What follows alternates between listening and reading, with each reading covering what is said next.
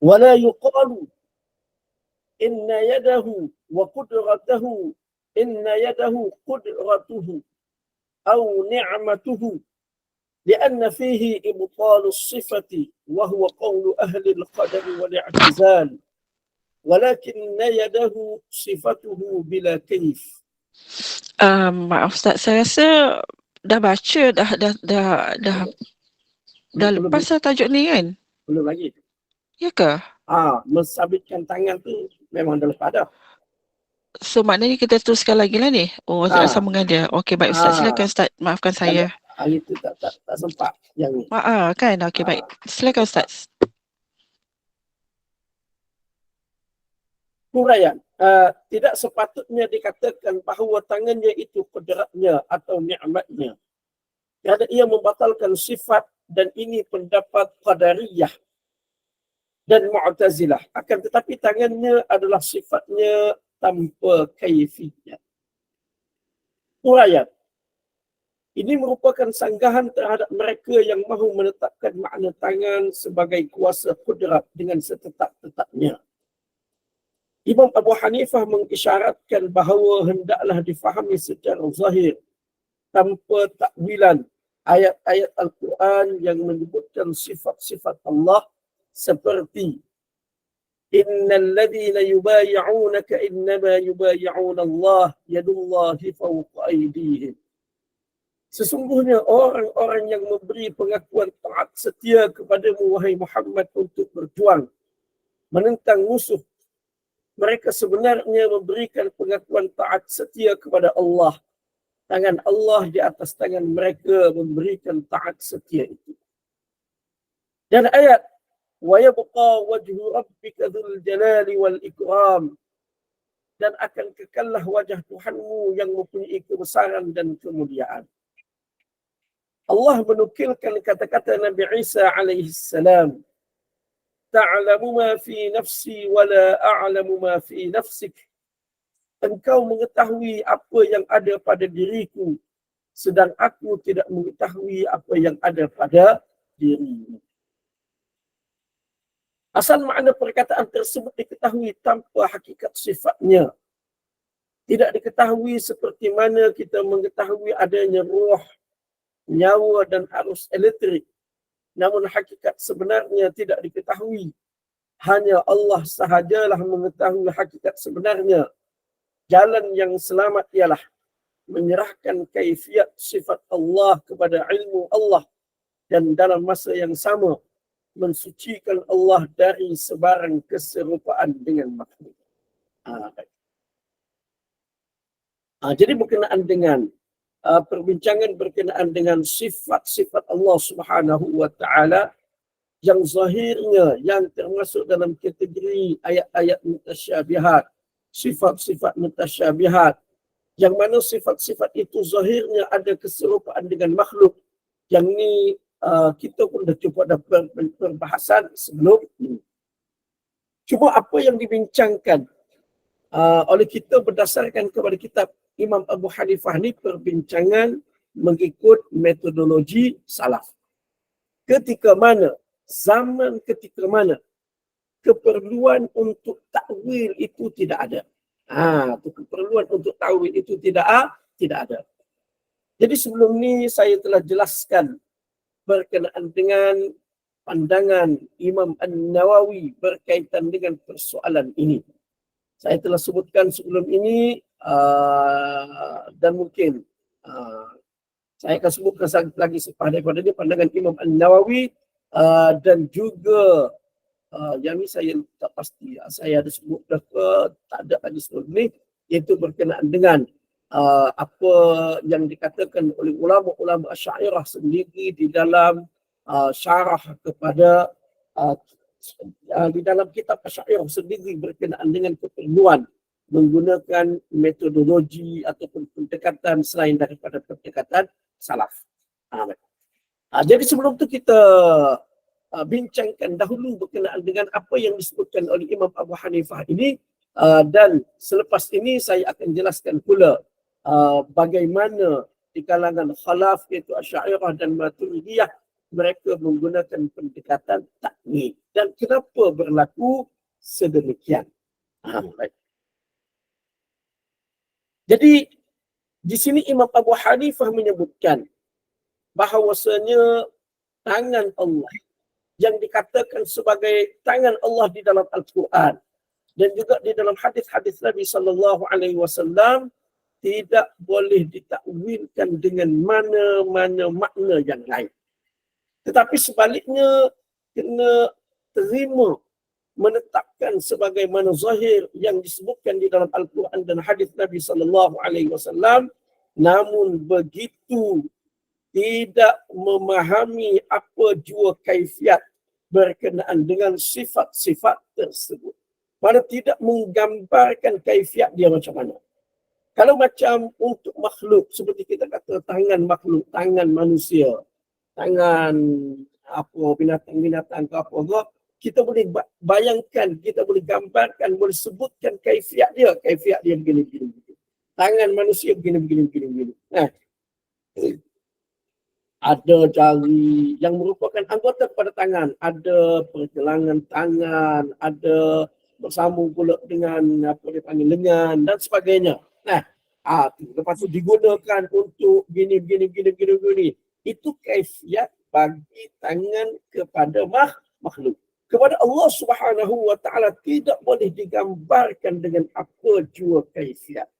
Cuma pendekatan yang diambil oleh salaf dahulu, mereka akan menerima apa yang disebutkan di dalam Al-Quran dan hadis Nabi sallallahu alaihi wasallam tanpa menjelaskan apa jua kaifiat berkenaan dengan sifat-sifat tersebut. Itu mana kaifiat dia sebenarnya serah kepada Allah Subhanahu wa taala. Apakah yang dikehendaki oleh Allah Subhanahu wa taala. Kerana wujud pada zaman tersebut golongan-golongan yang nak membatalkan sifat Allah Subhanahu wa taala dengan dia tolak terus. Yang itu kita akan jumpa selepas daripada ni dalam perbahasan akhir daripada bab ini, nukilan daripada Imam Tirmidzi di dalam Sunan Tirmidzi yang insya-Allah di dalam buku ni disebutkan secara ringkas. Saya akan sharekan petikan daripada Sunan Tirmidzi tersebut. Baik. Jadi mana Imam Abu Hanifah, seperti dalam syarah, dalam huraian di bawah tu, Imam Abu Hanifah mengisyaratkan bahawa hendaklah difahami secara zahir tanpa takwilan. Maknanya mengikut jumhur salaf. Walaupun ada setengah-setengah tempat, ada juga di kalangan salaf yang menggunakan pendekatan takwil, ada juga. Tapi jumhur salaf dan sesetengah ayat di kalangan salaf langsung tidak digunakan pendekatan takwil. Sebaliknya, tafwid, serahkan makna yang sebenar kepada Allah Subhanahu wa taala. Jadi dia kata difahami secara zahir tanpa takwilan. Ayat-ayat Al-Quran seperti ayat. 3 ayat dikemukakan. Ayat yang pertama menyebutkan yadullahi fawqa aydihim, tangan Allah di atas tangan mereka. Ayat yang kedua menyebutkan wa yabqa wajhu rabbika, wajah Tuhanmu. Itu mana tangan. Ayat kedua sebut wajah. Ayat yang ketiga ta'lamu ma fi nafsi, mana ini nukilan daripada kata-kata Nabi Isa alaihi salam. Mana Nabi Isa kata aku tahu, engkau tahu apa yang ada dalam diri aku. Nah, aku tidak tahu apa yang ada di dalam dirimu. Jadi dirimu. Di sini kalau kita tengok mana Nabi Isa alaihi salam seolah-olah menyerupakan Allah dengan dia. Engkau tahu apa ada dalam diri aku, nafs. Aku tak tahu apa yang ada dalam diri engkau. Diri Allah. Nafs. Maknanya di sini zahirnya seolah-olah Nabi Isa alaihi salam menyerupakan Allah dengan diri dia, Jadi di kalangan salaf, maknanya terima dari segi zahir makna tetapi tidak menyerupakan antara diri Nabi Isa dengan diri Allah Subhanahu wa taala. Diri Nabi Isa boleh dikaifiatkan, boleh digambarkan sebab Nabi Isa alaihi salam juga adalah manusia. Diri Allah Subhanahu wa taala tak boleh digambarkan, tak boleh dikaifiatkan sebab Allah Subhanahu wa taala tidak ada keserupaan dengan makhluk. Baik. Jadi perkara ni saya lupa, mungkin insyaAllah saya boleh sharekan. Perkara ni juga dalam sebahagian daripada kitab Jawi juga ada disebutkan. Saya ada dalam share sini. Ada gambar. Dalam kitab karangan Syekh Abdul Qadir Al-Mandili.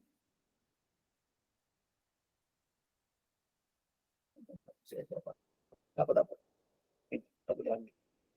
Ada gambar. Apa? Baik. Jadi menyerahkan hakikatnya, makna sebenar kepada Allah Subhanahu wa taala itu tidak termasuk di dalam tasybih.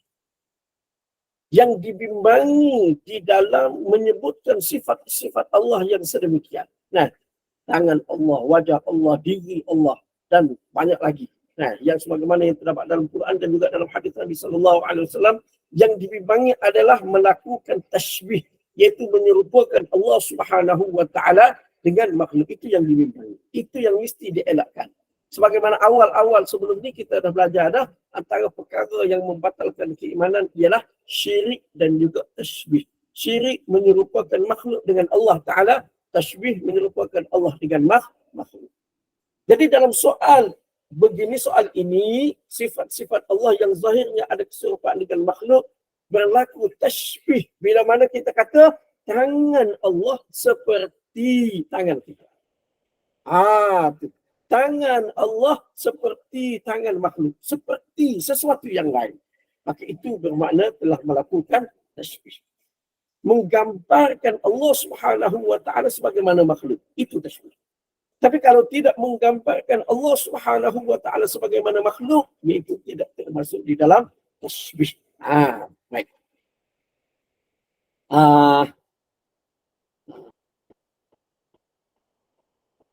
Jadi dalam soal ini, sebelum ini saya telah kemukakan nukilan daripada Imam An-Nawawi. Yang mana di dalam nukilan daripada Imam An-Nawawi itu terdapat pengajaran berkenaan dengan bagaimana berlaku perubahan metodologi di dalam memahami ayat-ayat yang sedemikian. Ayat-ayat sifat sedemikian. Bagaimana berlaku perpindahan. Mengapa memerlukan kepada takwil? Dan yang kedua, Imam Nawawi jelaskan apakah jalan yang paling selamat. Baik.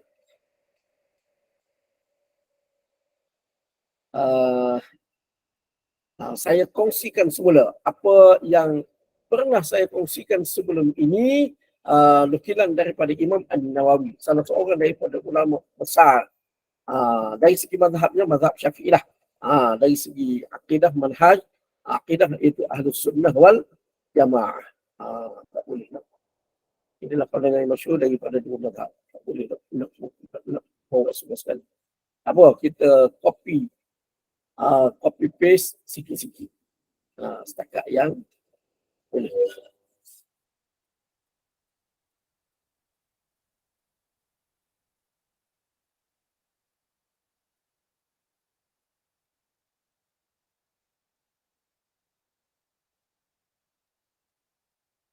Jadi penting perkara ni supaya tidak berlaku kekeliruan dan juga tidak berlaku saling tuduh menuduh antara satu sama lain. Yang itu antara yang kita bimbangkan. Berlaku saling tuduh menuduh antara satu sama lain. Baik. Jadi dalam ni Imam Nawawi kata, perkara pertama, jika syak dalam mana-mana usul akidah yang wajib dipercayai dan tidak hilang syaknya kecuali dengan mempelajari sesuatu dalil mutakallimin. Adanya golongan salaf, Asy'ariyah, Maturidiyah. Maka wajib mempelajarinya untuk menghilangkan syak dan memperolehi usul tersebut. Mana yang maksud Imam Nawawi? Kalau seseorang tu dalam bab beragama, dalam bab akidah, sudah faham, sudah boleh ikuti berdasarkan Al-Quran dan hadis, tidak memerlukan dalil mutakallimin. Maknanya berdasarkan kepada manhaj salaf sudah cukup kepada dia, maka tak perlu mempelajari dalil mutakallimin. Andai kata tidak memadai, dia ni jenis otak, dia ni fikir macam-macam. Nah, Quran sebut pun dia cuba nak takwil. Quran sebut begini pun tak nak terima. Hadis sebut begini pun tak nak terima. Maka pada ketika itu memerlukan kepada dalil mutakallimin, pendekatan yang digunakan oleh khalaf, digunakan oleh Asy'ariyah dan Maturidiyah. Okay. Kemudian Imam Nawawi kemukakan pula ulama berbeza pendapat tentang ayat-ayat sifat seperti yang saya sebutkan tadi. Ayat seperti yang kita baca ni, yadullah, tangan Allah, wajah Allah, diri Allah. Ini 3 contoh. Dia kata apakah boleh ditakwilkan atau tidak? Mana Imam Nawawi terima perbezaan tersebut. Satu golongan kata boleh ditakwilkan dengan takwilan yang sesuai dengan kedudukan Allah, iaitu golongan Asy'ariyah Maturidiyah. Lalu Imam Nawawi kata inilah pandangan yang masyhur dari 2 mazhab ulama mutakallimin. Ayat itu tadi, Asy'ariyah dan Maturidiyah. Satu golongan lagi condong kepada tidak takwil, bahkan tidak memperkatakannya dan menyerahkan maknanya kepada Allah. Dalam masa yang sama menyucikan Allah dan menafikan sifat baru dari Allah. Jadi di kalangan ulama satu lagi golongan salaf tidak terima takwil, tidak nak takwil. Tak memperkatakan. Bila Allah Ta'ala kata tangan, tangan. Wajah, wajah. Tetapi dalam masa yang sama menyucikan Allah dan menafikan sifat baharu daripada Allah. Maksud menafikan sifat baharu daripada Allah, antara dia menafikan keserupaan Allah dengan makhluk. Sebab yang bersifat dengan sifat baru ni hanyalah makhluk sahaja. Kemudian Imam Nawawi kata, umpamanya dikatakan annallaha istawa 'alal 'arsy. Allah beristiwa di atas arsy, bersemayam di atas arsy. Kami tidak mengetahui hakikat maknanya. Kami terima dalam keadaan kami beriktikad bahawa tiada sesuatu yang menyerupai Allah. Dia suci dari memasuki ruang dan misbah. Kita terima. Bila Allah Ta'ala kata sedemikian, kita terima. Tetapi bukan bermakna bila mana kita kata Allah bersemayam di atas arsy, maka kita kata Allah Ta'ala berada di atas arsy ketika mana dia tidak berada di atas arsy, maka arsy itu jadi kosong. Tidak. Tidak. Itu makhluk. Itu makhluk. Makhluk betul. Saya duduk atas kerusi, sekarang kerusi ini diisi oleh saya. Bila saya bangun, maka kerusi ini menjadi kosong. Itu saya. Saya adalah makhluk. Allah Ta'ala tidak boleh digambarkan sedemikian kerana Allah bukan makhluk. Jika kita cuba gambarkan Allah sedemikian, kita gambarkan Allah beristiwa bersemayam di atas arsy. Tiba-tiba dalam hadis yang lain kata Allah Ta'ala turun ke langit dunia. Jadi bila mana Allah Ta'ala turun ke langit dunia, bila masa dia berada di arsy, bila masa dia turun. Lepas tu bila dia turun, maksudnya arsy itu kosong. Tak boleh. Itu makhluk. Itu betul. Saya betul begitu. Saya di atas kerusi ini saya isi, bila mana saya berada di bawah, waktu itu kerusi ini kosong. Itu saya, betul boleh kata begitu. Sebab saya makhluk. Allah Ta'ala tidak boleh digambarkan sedemikian. Itu Imam Nawawi kata. Lepas itu Imam Nawawi berkata, ini satu poin. Bila terdapat sesuatu hajat yang mendorong kepada takwil, bila perlu kepada takwil, seperti menolak golongan bid'ah dan seumpamanya, maka mereka perlu mentakwilkannya pada ketika itu. Inilah yang dibawa oleh ulama tentangnya. Jadi mana Imam Nawawi terima kedua-dua cara. Tetapi Imam Nawawi mengatakan jalan yang paling selamat adalah mengikut cara yang dipegang oleh golongan salaf. Itu adalah jalan yang paling selamat. Seperti dia kata, jalan paling selamat kerana tidak dituntut dari seseorang supaya mengharungi perbahasan tentangnya. Tak boleh. Itu jalan paling selamat. Tapi kalau perlu, pada ketika itu boleh menggunakan pendekatan takwil. Baik. Kemudian, kalau kita lihat kepada dia berkenaan dengan apa yang disebutkan di dalam hadis Nabi SAW. Tapi saya dah sebut ada syarat tu sebelum ni. Dua tangan Allah itu adalah kanan. Ayat tu sebab tu kita tak boleh bayangkan apa berkenaan dengan Allah Subhanahu Wa Taala ni sebagaimana kita nak bayangkan kepada makhluk. Okey, baik. Kemudian saya rasa yang ni saya tak kemukakan lagi. Apa yang disebutkan di dalam mukaddimah Syarah Abdus Salam ala Jauharatit Tauhid. Yang ni salah satu daripada kitab besar di kalangan Asy'ariyah. Sampai komen.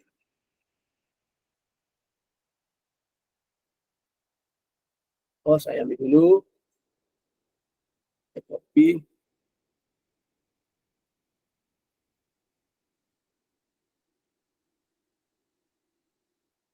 Dalam masalah akidah. Di dalam kerusakan. Saya sambung balik.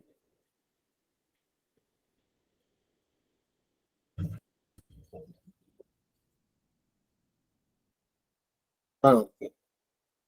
Ini petikan daripada kitab Syarah Abdus Salam ala Jauharatit Tauhid. Ada lagi kitab yang lain yang menyebut kitab Asy'ariyah yang menyebutkan sedemikian. Tapi saya bagi satu petikan sahaja. Okay. Jadi di dalam petikan ini Imam Abdus Salam dia kata apa? Yang ini sebenarnya dia ada lagi sebelum tu. Sebab perlu kepada penjelasan berdasarkan akli. Mana menjelaskan sifat-sifat Allah menggunakan akal. Sifat Allah dah ada. Mendengar Allah hidup, mendengar, melihat, berkata-kata dan sebagainya. Sudah sabit berdasarkan Al-Quran dan juga hadis Nabi SAW. Cuma nak beri penjelasan tentang sifat-sifat Allah tersebut dengan akal. Kenapa? Kerana kalam ulama dahulu hanya berkisar kepada perbahasan tentang zat. Sifat Allah, kenabian, sam'iyah berdasarkan nukilan sahaja. Mana peringkat awal Islam, apa yang terdapat di dalam Al-Quran, di dalam hadis Nabi SAW, maka diterima. Jadi perbahasan berdasarkan kepada apa yang terdapat di dalam Al-Quran dan juga hadis Nabi SAW semata-mata. Bila Allah Ta'ala kata tangan, terima tangan. Bila Allah Ta'ala kata mendengar, terima mendengar. Bila Allah Ta'ala kata melihat, terima melihat. Bila berlaku serangan ahli bid'ah dari segi akidah, seperti tadi golongan Mu'tazilah, golongan Qadariyah, golongan Jahmiyah, dan golongan Mu'attilah terhadap akidah Islam, dan banyak berlaku perdebatan mereka dengan ulama Islam, dan mereka memasukkan pelbagai kekeliruan terhadap apa yang telah dijelaskan oleh ulama terdahulu, serta mereka telah menjerumuskan banyak masalah-masalah akidah di dalam kerusakan. Mereka mencampurkan kekeliruan tersebut dengan kaedah-kaedah falsafah. Maka ulama kemudian terpaksa tampil untuk menolak kekeliruan mereka. Kerana itu, mereka terpaksa memasukkan kaedah-kaedah falsafah di dalam kalam-kalam mereka supaya mudah untuk membezakan antara yang benar dan salah. Jadi tadi saya telah jelaskan apa yang disebutkan oleh Imam An-Nawawi perlu kepada takwil kerana berlaku masalah. Begitu juga di sini Imam Abdus Salam nak menjelaskan kepada kita bahawasanya di peringkat awal Islam, pengajian akidah, pengajian tauhid hanya berdasarkan kepada Al-Quran dan hadis Nabi SAW. Apa yang disebutkan di dalam Al-Quran, terima. Jangan tidak tanpa sebarang takwilan, tanpa sebarang perbahasan berdasarkan kepada akal. Bila mana berlaku serangan ahli bid'ah dalam masalah akidah, serangan Mu'tazilah, serangan Jahmiyah, serangan Mu'attilah, sehingga berlaku perdebatan di kalangan umat Islam. Mereka guna falsafah. Semua benda diukur dengan akal. Sehingga keliru dan kekeliruan itu mencakupi persoalan-persoalan ketuhanan juga.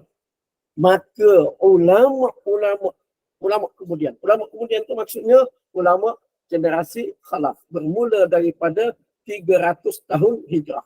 Imam Abdul Hasan Al-Asy'ari terpaksa tampil untuk menolak kekeliruan tersebut dengan menggunakan kaedah falsafah dan juga dengan menggunakan kaedah ahli ilmu kalam, menggunakan pendekatan akli. Yang tu tak salah selagi mana tidak membelakangi Al-Quran, tidak membelakangi hadis Nabi SAW, tidak menyanggahi Al-Quran, tidak menyanggahi hadis Nabi SAW. Baik. Jadi dalam bab ini contoh kita kata dia banyaklah mana di kalangan mereka Jahmiyah apa. Mereka tak boleh terima sifat Allah apa yang disebutkan di dalam Al-Quran ni, mereka tolak. Kita tak terima langsung. Nah, mereka terus takwil. Baik. Jadi dalam persoalan yang kita bincangkan di sini berkenaan dengan tangan Allah, wajah Allah dan sebagainya. Ketika mana tidak ada kekeliruan, ketika mana di zaman salaf, mana masyarakat terima bila kata tangan Allah, apa makna dia? Serah makna kepada Allah Ta'ala. Dia tidak sama dengan makhluk. Allah langsung tidak mempunyai keserupaan dengan makhluk. Tidak ada masalah, terima. Tanpa kaifiat, tanpa takwil, dan serahkan hakikat kepada Allah Ta'ala. Tetapi bila mana timbul permasalahan, ada yang membahaskan, kalau kita kata Allah bersemayam di atas arash, ketika mana arash tidak ada, Allah bersemayam di mana? Kalau Allah bersemayam di arash, ketika mana Allah turun ke langit dunia, adakah arash kosong? Ketika mana ada yang membahaskan sedemikian, ahli-ahli bid'ah ni yang membincangkan sedemikian, maka pada ketika itu terpaksa menggunakan pendekatan takwil. Lalu kerana itu ulama-ulama Asy'ariyah menggunakan pendekatan takwil dengan kata istawa itu dengan makna berkuasa, menguasai, itu maknanya. Cuma takwilan ini takwilan yang sesuai dari segi bahasa, dari segi kaedah bahasa terutama sekali, dan ia tidak membawa kepada merendahkan, mengurangkan kedudukan Allah Subhanahu wa Ta'ala. Begitu juga bila mana ada golongan-golongan musyabbihah yang kata, kalau kata tangan Allah kat tangannya, kalau kata tangan Allah di atas tangan mereka, maknanya ini tangan mereka, ini tangan Allah. Ketika mana ada golongan yang cuba menyerupakan Allah dengan makhluk, maka pada ketika itu perlu kepada pendekatan takwil. Maksud dia di situ kuasa Allah. Pada ketika itu perlu kepada pendekatan takwil. Sebab apa perlu kepada pendekatan takwil? Sebab menghadapi golongan-golongan yang sedemikian. Ketika mana tidak berhadapan dengan golongan-golongan sedemikian seperti di zaman salaf, maka pada ketika itu tidak perlu kepada menggunakan pendekatan takwil. Bahkan imam di kalangan salaf dahulu seperti Imam Abu Hanifah melarang daripada menggunakan pendekatan takwil. Sebab apa? Sebab tidak perlu pada ketika itu. Yang itu kita kena faham. Sebab itu dalam isu ini kita tak boleh tolak kedua-dua pendekatan, kedua-dua metodologi di dalam akidah kita kena terima. Cuma dari segi pegangan seperti yang disebutkan oleh Imam An-Nawawi yang saya kemukakan tadi, cara salaf adalah lebih selamat. Cuma dari segi pendekatan, ada ketikanya kita perlu menggunakan pendekatan khalaf, menggunakan pendekatan takwil dan seumpamanya, maka kita perlu menggunakan pendekatan tersebut. Yang itu tak ada jadi masalah. Baik. Okey, tak apa. Sebelum saya sambung lagi, saya tanya, takut ada siapa-siapa nak ada persoalan. Kita buka sekejap. Kalau ada, saya jawab. Kalau tak ada, saya teruskan. Okay.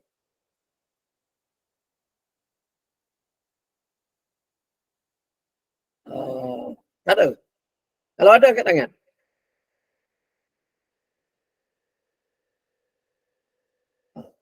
Nampaknya tak ada persoalan. Baik. Kalau tidak ada persoalan, saya sambung. Tasdiq yang sempurna. Yang ni saya tak alih. Tak alih. Yang ni kalau orang ada buku, boleh tengok buku lah. Tengok pada buku, buka surat, tahu. Tasdiq yang sempurna terhadap Al-Quran ialah dengan membenarkan apa yang disebutkan Al-Quran tanpa berpaling dari makna sahih. Yang ni saya telah jelaskan tadi, jika tidak ada keperluan. Berhubung dengan hadis, tangan Allah memenuhi. Ini terdapat di dalam Sunan At-Tirmidzi. Imam At-Tirmidzi berkata, para imam mengatakan bahawa hendaklah diimani dengannya mengikut yang datang tanpa ditafsirkan atau dikemukakan sebarang tekaan. Demikianlah pandangan para imam, bukan hanya seorang dua. Mereka itu termasuklah Sufyan Ats-Tsauri, Malik bin Anas, Ibnu Uyainah, Ibnu Mubarak. Beliau mengatakan bahawa perkara ini diriwayatkan dan hendaklah diimani dan tidak boleh dikatakan tentangnya bagaimana caranya. Ini ulasan Imam At-Tirmidzi bagi hadis kitab tafsir surah Al-Ma'idah. Baik. Ini hadis yang diriwayatkan oleh Imam At-Tirmidzi. Nanti saya share teks asal. Ini teks terjemahan dia.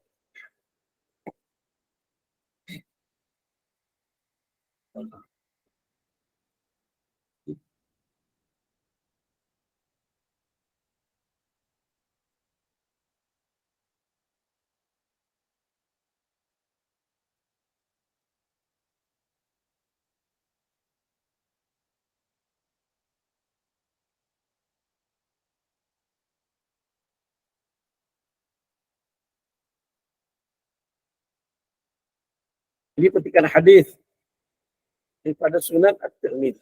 Hadis ini sebelum ni saya telah jelaskan. Sebelum ni kemudian seterusnya Imam Tirmidzi bawa pula berkenaan dengan ayat.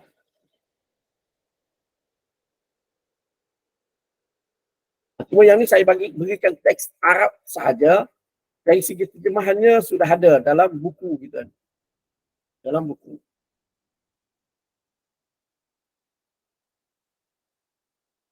Baik.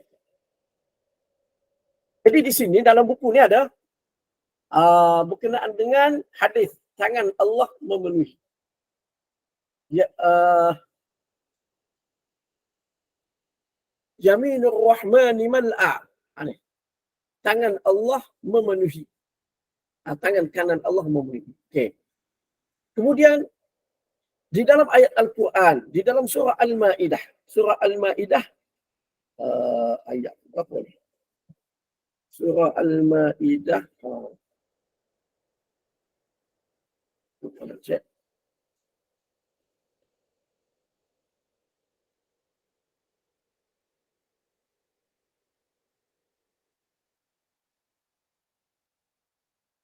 Surah Al-Ma'idah ayat yang ke-64.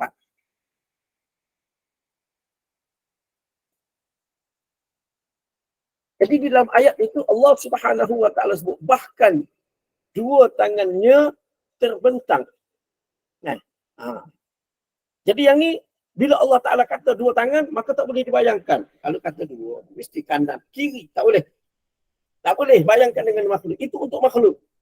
Itu untuk makhluk sahaja. Bahkan dalam hadis yang telah saya kongsikan sebelum ini menyebutkan kilta yadaihi yaminu. Kedua-dua tangannya adalah kanan.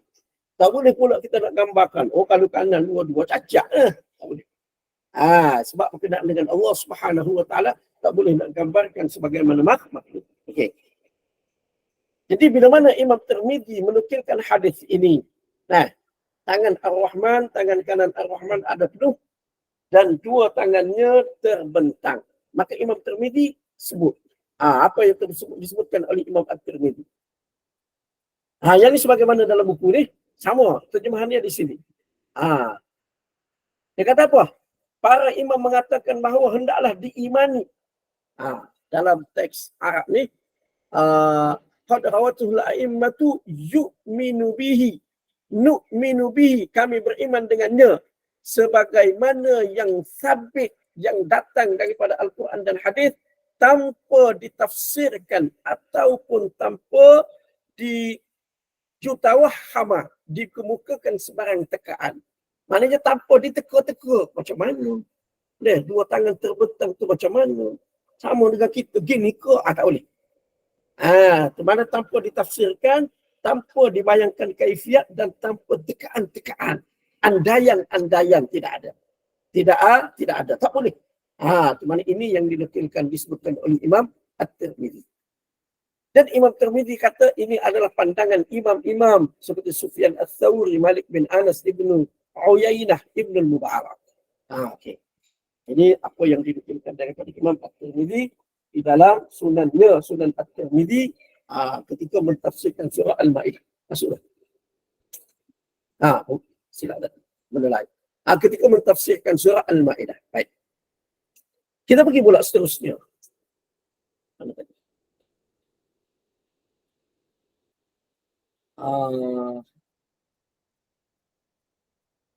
Seterusnya di tempat yang lain. Di tempat yang lain Imam At-Tirmidzi menyatakan bahawa mengimani ayat seperti ini dengan seadanya bukanlah tashbih, menyerupakan dengan makhluk. Hanya berlaku tashbih apabila seorang itu menyatakan umpamanya tangan seperti tangan yang lain, mendengar seperti pendengaran, dan melihat seperti penglihatan.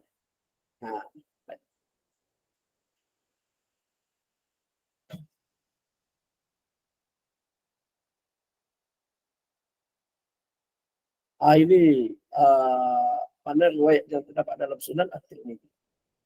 Apa saya cuba copy paste.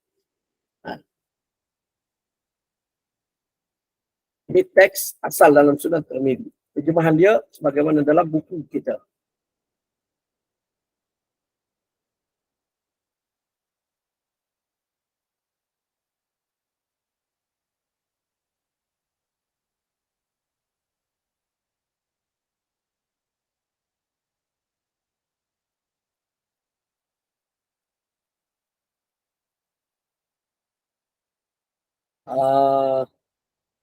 Yang ini sebenarnya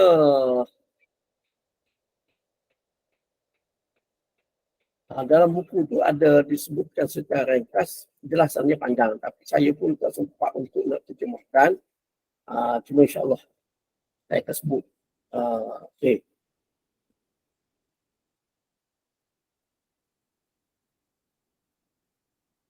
Poin yang pertama, ini panjang.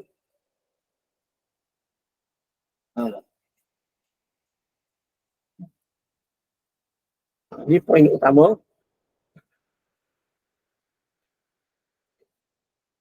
Saya buka sebentar ni.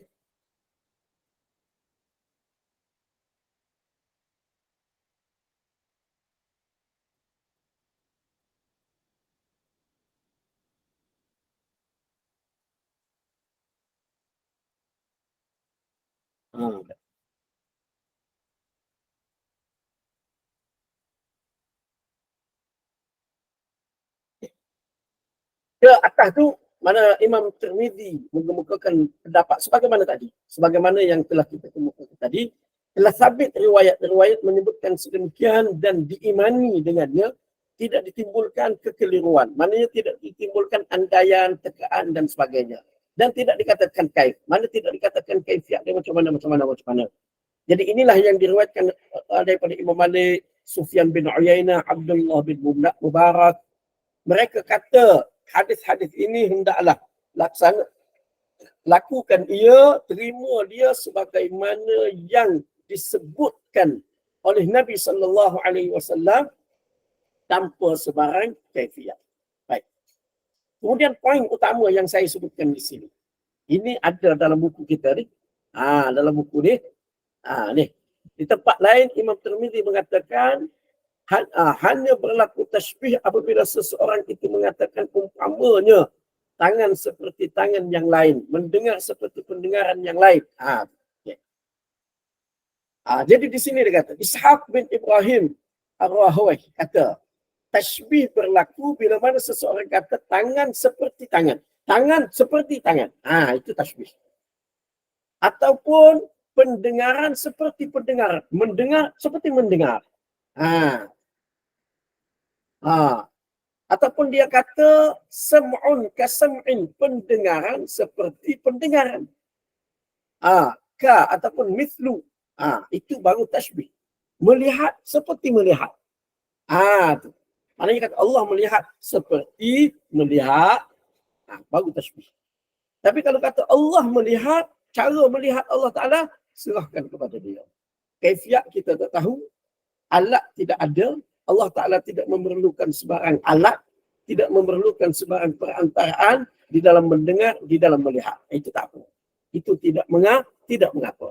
Tapi kalau kita cuba bayangkan, kalau kata melihat, mesti kena ada sesuatu. Alah, itu tak boleh. Itu sudah masuk tashbih, melakukan tashbih kepada Allah Subhanahu wa Ta'ala. Baik. Kemudian dia kata lagi, adapun bila mana seseorang berkata sebagaimana Allah Ta'ala berfirman, tangan, pendengaran, penglihatan, dan dia tidak berkata kaif, dia tidak berkata bagaimana, tak kata bagaimana. Dan tidak kata seperti mendengar. Tak kata lagu itu. Maka itu bukan tashbih. Dan ia adalah sebagaimana firman Allah Ta'ala di dalam kitabnya, laisa kamitslihi syai' wa huwas sami'ul basir. Tidak ada sesuatu yang menyerupai Allah Ta'ala dan ia maha mendengar lagi maha. Mana Allah Ta'ala sebut, Allah tak serupa dengan sesuatu, Allah Ta'ala susuli selepas daripada itu, dia maha mendengar, dia maha melihat. Mana Allah Ta'ala nak isyaratkan, mendengar, melihat Allah Ta'ala juga tidak sama dengan sesuatu yang lain, tidak sama dengan makhluk.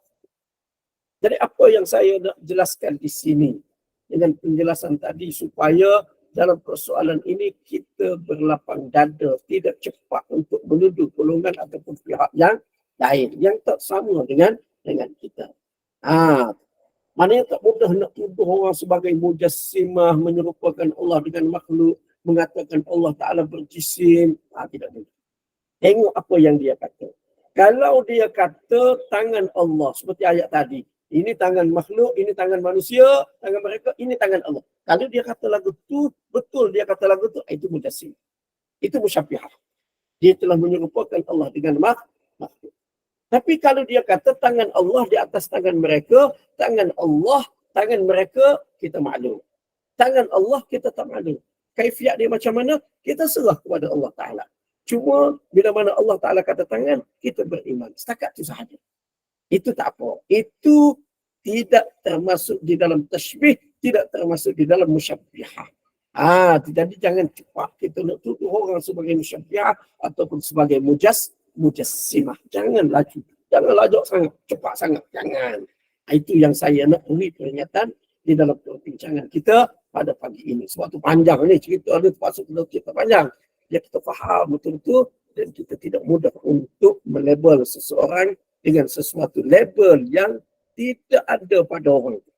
Takut-takut label tu balik semula kita. Dia tidak lagu tu, tiba-tiba balik semula kita pergi ke akhirat, kita kata aku tidak lagu tu dulu, ada kamu kata kepada orang lain tidak lagu tu, maka balik semula kepada kamu. Tu tak pasal-pasal. Hafiz Ibn Hajar mengatakan, kita tengok seterusnya.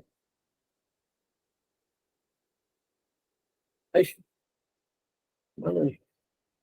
Tak naik pula. Silap.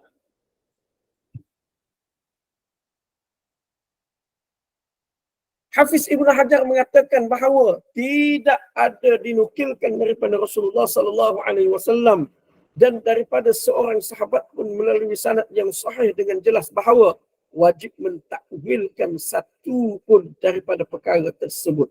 Nafs mutasyabihat. Dan juga tiada larangan untuk menyebutkannya. Adalah mustahil Allah Jalla Jalaluh menyuruh nabinya menyampaikan wahyu dan diturunkan pula ayat ketiga dari surah Al-Ma'idah, Al-yawma akmaltu lakum dinakum, pada hari ini aku telah sempurnakan bagi kamu agama kamu. Kemudian dibiarkan perkara ini dan tidak membezakan apa yang harus dinisbahkan kepada Allah Jalla Jalaluh dan apa yang tidak harus dalam keadaan baginda menggalakkan supaya disampaikan bagi pihaknya. Sehingga mereka menukilkan ucapan, perbuatan dan keadaannya serta apa yang dilakukan di hadapan baginda. Maka dengan ini menunjukkan bahawa mereka sepakat beriman dengannya, nas mutasyabihat, mengikut cara yang Allah kehendaki. Allah mewajibkan supaya mensucikan dirinya dari menyerupai makhluk. Maka sesiapa yang mewajibkan apa yang berlainan dengan perkara ini sesudah mereka, berarti dia telah menyalahi jalan mereka. Ini petikan daripada Fathul Bari, syarah kepada Sahih Bukhari, karangan Hafiz Ibnu Hajar Al-Asqalani. Jadi di sini penghurai kepada kitab ini, dia nukilkan kalam Hafiz Ibnu Hajar. Mana dia kata Nabi SAW, mana tidak dinukilkan daripada Nabi, daripada sahabat bahawasanya mesti kena takwil. Tak ada. Mana Nabi pun tak ada kata wajib kena takwil berkenaan dengan yadullah, tangan Allah di atas tangan mereka, mesti kena takwil. Sahabat pun begitu juga kata mesti kena takwil. Tak ada. Itu tidak ada. Tidak ada juga larangan untuk menyebutkannya. Tak ada juga. Sebab itu kita tengok mana cara ulama dia faham macam mana.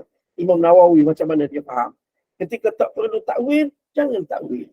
Ketika perlu, takwil. Perlu tu bila? Bila berhadapan dengan golongan-golongan yang bermasalah.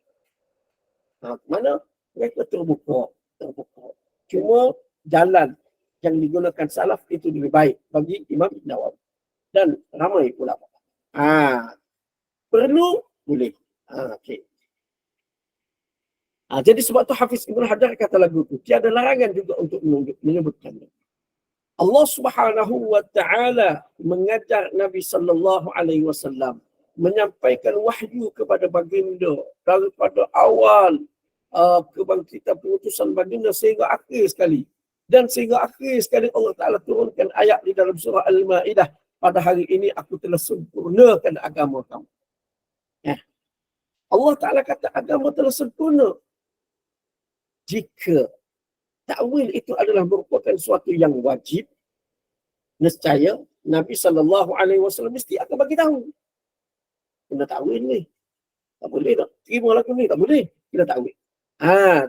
Maknanya sebelum turun ayat kesempurnaan agama, pasti Nabi SAW akan bagi tahu wajib kena takwil. Ayabqa wajhu rabbika, kekal wajah Tuhanmu. Ini kena takwil. Kalau benda tu wajib kena takwil. Kalau ayat-ayat yang sedemikian wajib kena takwil. Mana sebelum turun ayat sempurna agama tu mesti Nabi SAW sudah ajarkan. Jadi jika Nabi biarkan perkara tersebut, Nabi tidak membezakan apa yang harus disebahkan kepada Allah. Maknanya takwil ke, tafwid ke, Nabi tidak bezakan. Dalam masa yang sama Nabi menggalakkan disampaikan daripada dia, balighu anni walau ayah, sampaikan daripada aku walaupun satu ayat. Nabi SAW doakan tuah kepada orang yang menyampaikan sesuatu daripada baginda. Nadbarallahu ba'an sami'a maqalati, sami'a minni syai'a faballaghahu kama sami'ahu. Semoga Allah menyerikan wajah orang yang mendengar sesuatu daripada kami, lalu dia menyampaikan sebagaimana yang dia dengar. Nabi beri galakan untuk menyampaikan daripada dia. Galakkan. Tapi dalam soal ni Nabi tak bagi tahu. Nabi tak bagi tahu. Menunjukkan bahawasanya Nabi SAW dan sahabat-sahabat radhiyallahu anhum beriman mengikut cara yang Allah Ta'ala kehendaki. Dan cara yang Allah Ta'ala kehendaki yang disampaikan oleh Nabi SAW tidak menetapkan wajib kena takwil. Ada. Sebab itu seperti yang saya sebutkan tadi, ada keluasan dalam soal ini. Iaitu sebagaimana yang telah saya jelaskan. Jadi Imam Hafiz Ibnu Hajar kata sesiapa yang mewajibkan apa yang berlainan dengan perkara ini. Mana sesiapa yang mewajibkan sesuatu yang tidak diwajibkan oleh Nabi SAW. Sesuatu yang tidak diwajibkan oleh sahabat-sahabat radhiyallahu anhum. Bermakna dia telah menyalahi jalan sahabat, jalan yang dilalui ditunjukkan oleh Nabi SAW.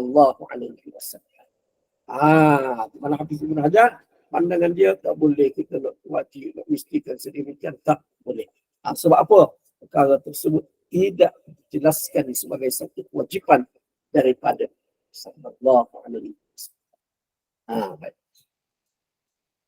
Kemudian bab seterusnya sifat murka dan redha. Yang ni insya-Allah kita sambung dalam pertemuan kita, kuliah kita yang akan datang insya-Allah. Jadi ada ruang masa 5 minit lagi, saya bukakan, saya beri ruang jika ada di kalangan ahli jemaah yang ada apa-apa persoalan berkenaan dengan apa yang kita bincangkan pada pagi ini. Wallahu a'lam. Okay, baik. Ustaz buka soalan bagi siapa yang ingin bertanya, silakan.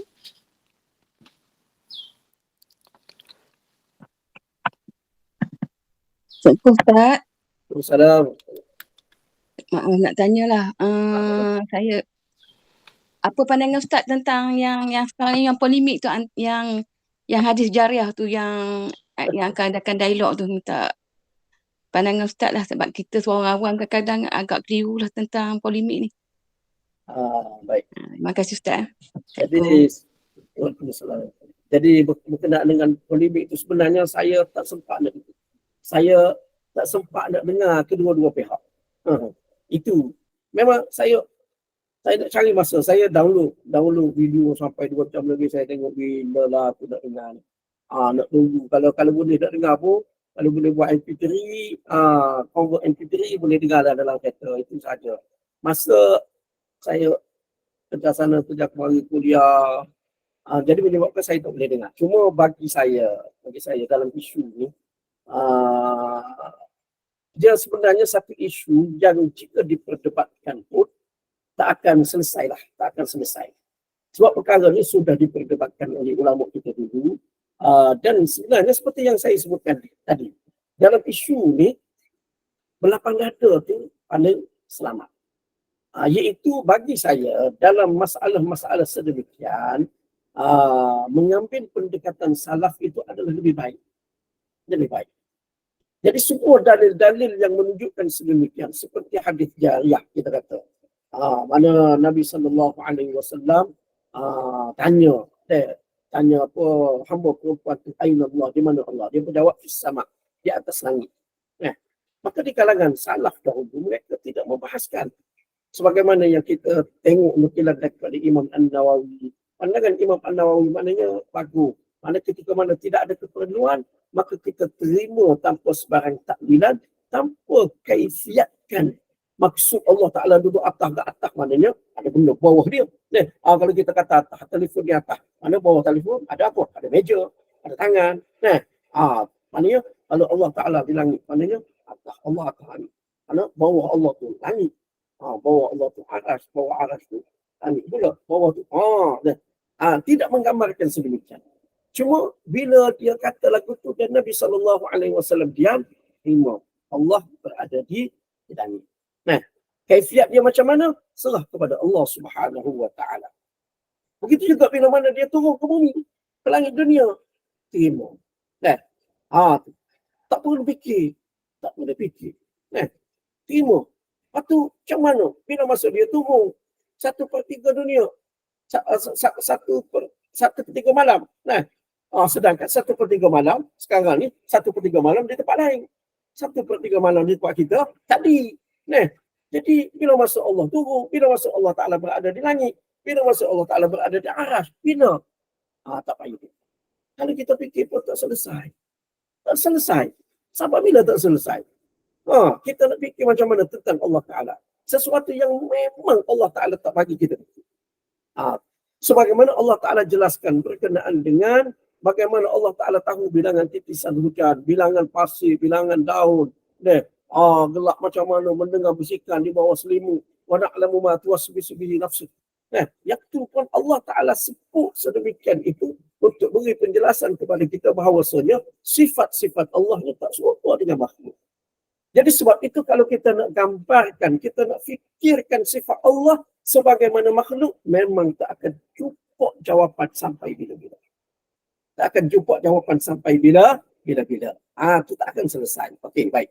Jadi sebab itu dalam soal itu, bagi saya, cara salaf itu adalah jalan selamat. Kita terima apa yang disebutkan di dalam dalil, tanpa kita fikir bagaimana kaifiat dia, tanpa kita menyerupakan ia dengan makhluk. Baik.